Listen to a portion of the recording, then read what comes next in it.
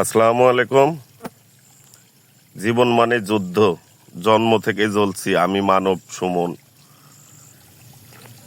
দেখেন, আমি এই ভুয়ে পানি দিচ্ছি, আমার নিজের কাছে খারাপ লাগতেছে বিষয়টা। আসলে আমার কিছু করার নাই, যেহেতু আমারও তো বেঁচে থাকতে হবে। আর আল্লাহ বলছেন, আল্লাহর সবচেয়ে সর্বশ্রেষ্ঠ সৃষ্টি এই আমরা আদম, এই মানবের জন্য সব সৃষ্টি করেছে। তাই আমার নিজের প্রয়োজনে, নিজের স্বার্থে আমি এদের বাসাটা ভেঙে দিতে বাধ্য হচ্ছি।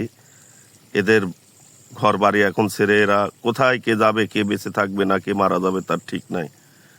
তবে এই পিঁপড়াও বেহেশতে যাবে। 10টি প্রাণী বেহেশতে যাবে, তার ভিতরে এই পিঁপড়াও একটি প্রাণী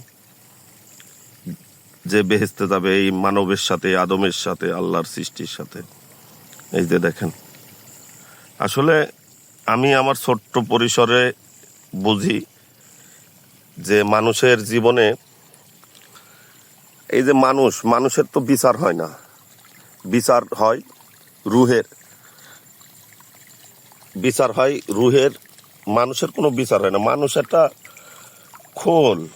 খোলস। আপনার যেমন এই যে আমি যে মোবাইলটি দিয়ে এই ভিডিও ধারণ করতেছি, এই মোবাইলে আপনার মেমোরি কার্ড, সিম কার্ড না ভরলে কোনো উপায় নেই। এ অনেক ক্ষমতা থেকেও অচল। তেমনি মানুষের রুহু এবং এই বডি, দেহ, কাদামাটির যে দেহ, বর্তমানে রক্ত মাংসের দেহ, এই দেহটা রুহু ছাড়া অকাজু, অমূল্যহীন। মানুষে মৃত্যুর পরশ করে এবং সে রুহের আমল অনুযায়ী তাকে সেই স্থানে নিয়ে যান। এই রুহুর জগতে আমরা যখন ছিলাম, তখন আমরা মায়ের গর্ভে আসার পূর্বে আল্লাহ যখন আমাদেরকে রুহের জগতে রেখেছিলেন, তখন আমরা পৃথিবীতে আসার জন্য আল্লাহর কাছে অনেক ফরিয়াদ করেছি, অনেক শপথ করেছি, অনেক কিছু করেছি যে আল্লাহ, আপনি আমাকে পৃথিবীতে পাঠান, আপনার পৃথিবীতে গিয়ে আমি আপনার গুণগান করব, আপনার দিন মেনে চলব, আপনার নবীর অনুসারে দিন যাপন করব। কিন্তু আসলে মায়ের গর্ভে যখন আমরা পৌঁছাই, আল্লাহ কি একটা নীলা এবং কি একটা কুদরত আল্লাহর, নাপাক একটি পানির ফোঁটা দিয়ে এই মানবের দেহ কিন্তু আল্লাহ তৈরি করে। পিতার যে ডিএনএ থেকে সন্তান তৈরি হয়, মায়ের গর্ভে যাওয়ার পর থেকে আল্লাহ যখন রুহের জগৎ থেকে আমাদেরকে মায়ের গর্ভে দিয়ে দেয়, তখন আল্লাহ আমাদেরকে একটি ব্যক্তি স্বাধীনতা, একটি জীবন, একটি মানুষের যেটা বিষয়, মানুষের ভালো মন্দ বোঝার যে একটা চিন্তা ভাবনা করার শক্তি, এটা খালি মানুষের ভিতরেই আল্লাহ দিয়েছে।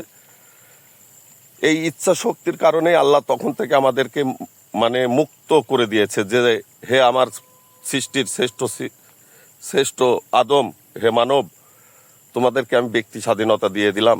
তোমরা আমার গুণগান গাও, না শয়তানের ধোকায় পড়ে নিজেকে বিলীন করে দাও।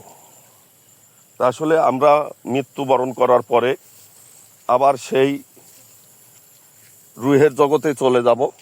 আমাদের বিচার হবে, হাসরের মাঠ হবে, আমাদের আমল অনুযায়ী আমাদের বিচারের মাঠে আমাদের সাজা হবে।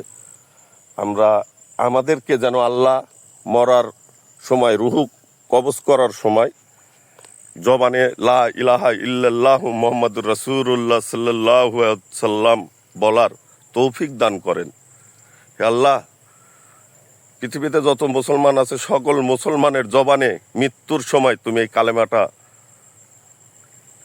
হাজির করে দিও মালিক। আমরা শেষ নবীর উম্মত, তোমার বন্ধুর উম্মত, পাপী উম্মত।